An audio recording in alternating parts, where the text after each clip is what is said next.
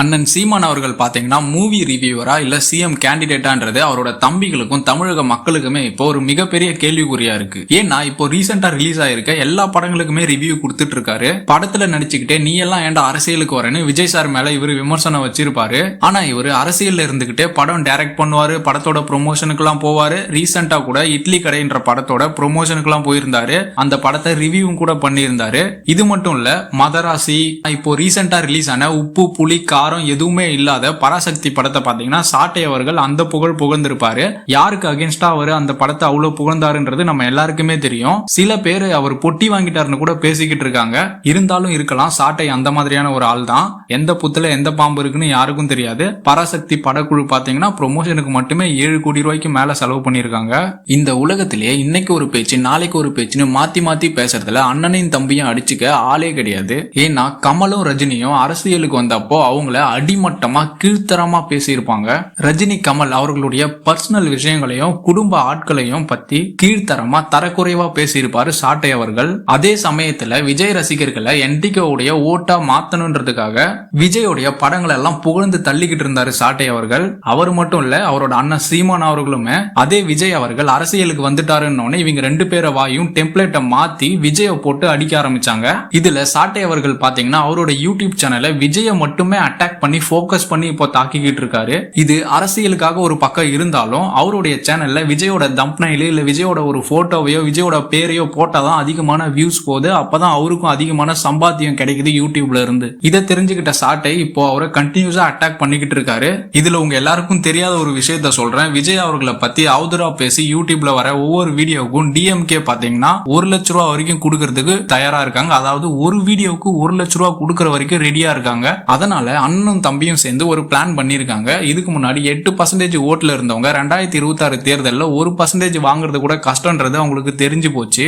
அரசியல் களம் பாத்தீங்கன்னா இப்போ ரொம்பவே சூடு பிடிச்சிருக்கு. இதை தனக்கு சாதகமா மாத்திக்கணும்னு நினைச்ச சாட்டை அவர்கள் பாத்தீங்கன்னா எந்த அளவுக்கு கல்லா கட்ட முடியுமோ இப்பவே கல்லா கட்டிக்கலாம்னு சொல்லிட்டு விஜய பத்தி அவதூறா பேசி டிஎம்கே கிட்ட இருந்து எந்த அளவுக்கு காசை கறக்க முடியுமோ கறந்துகிட்டு இருக்காங்க.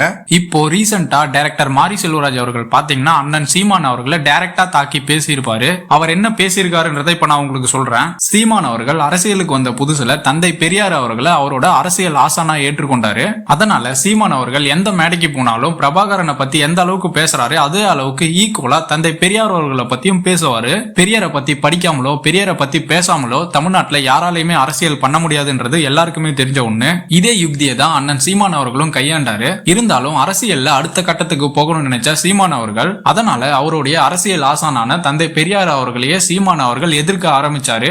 யார் ஒருத்தவங்க ஒரு பெரிய ஆளையோ ஒரு மாபெரும் தலைவரையோ எதிர்க்க ஆரம்பிக்கிறாங்களோ அப்போ மக்களோட பார்வைகள் அவங்க மேல விழ ஆரம்பிக்கும். மக்கள் அவங்கள பத்தி நிறைய பேச ஆரம்பிப்பாங்க. இதெல்லாம் பண்ணா இப்படிதான் நடக்கணும் முன்னாடியே தெரிஞ்ச சீமான் அவர்கள் பாத்தீங்கன்னா அரசியலுக்கு வந்த புதுசுல பெரியார் அவர்களை ஆதரிச்ச மாதிரி ஆதரிச்சு இப்போ எந்த அளவுக்கு கீழ்த்தனமா அவரை விமர்சனம் பண்ண முடியுமோ அந்த அளவுக்கு விமர்சனம் பண்ணிக்கிட்டு இருக்காரு. சரி, இதையாவது கரெக்டா பண்றாரான்னு கேட்டீங்கன்னா அதுவும் கிடையாது. ஒரு ஸ்டேஜ்ல போயிட்டு நாங்க பெரியாரோட கொள்கைகளை தான் எதிர்க்கிறோம், பெரியாரை எதிர்க்கலன்னு. இன்னொரு ஸ்டேஜ்ல போயிட்டு பெரியார்லாம் ஒரு ஆளே கிடையாதுன்னு திடீர்னு பார்த்தா பெரியாரோட போட்டோக்கு போயிட்டு மாலை போட்டுக்கிட்டு இருப்பாரு.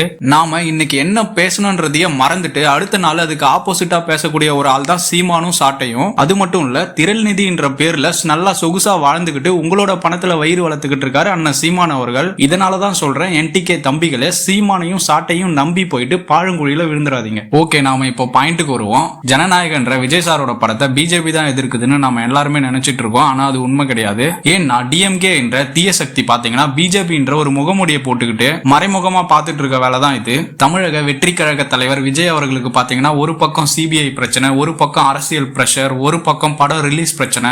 இவ்வளவு பிரச்சனைகளை அவருக்கு கொடுக்கறது யாருன்னு பாத்தீங்கன்னா பிஜேபியோட மறைமுகமா கூட்டணி வச்சிருக்க டிஎம்கே தான். இப்போ தேர்தல் வர நெருங்கிக்கிட்டு இருக்கு. கூடிய சீக்கிரத்துல பார்ப்போம் யாரோட முகத்திரை கிழிய போகுதுன்றத.